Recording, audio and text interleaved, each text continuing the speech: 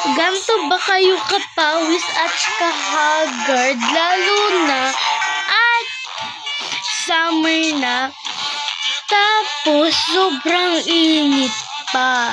Actually, same lang. Tignan nyo kung gaano ako kahagard and gaano ako kapawis. So, magka-cut muna tayo. Maghugas ako ng hands ko and face ko. Tapos, I'll brush my hair and yeah.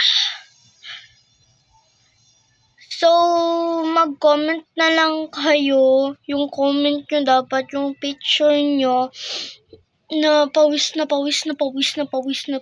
talaga ako. Kung hindi kayo naniniwala, tas sinasabi nyong, yung pawis ko, yan ka basa, tas sinasabi nyong,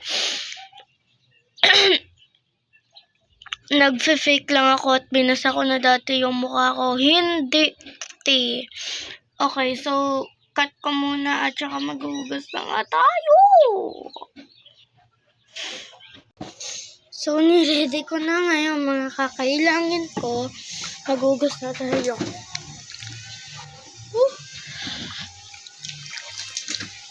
Ngayon, sabihin nyo na nagsisinungaling ako. Tignan nyo kung gaano kainit dito, te.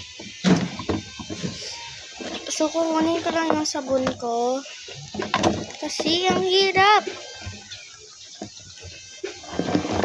Te, ganun talaga ako kapag nagagalit ako.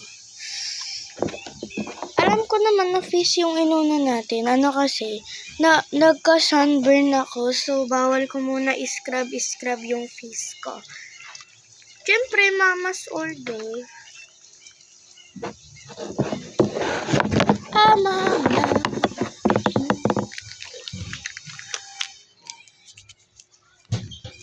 Pinawash ko siya.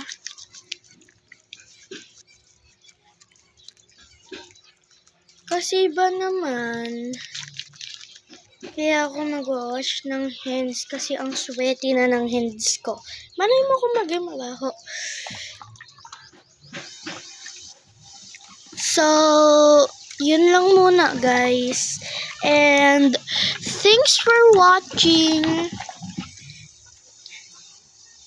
Papakita ko sa inyo yung final look ko, te.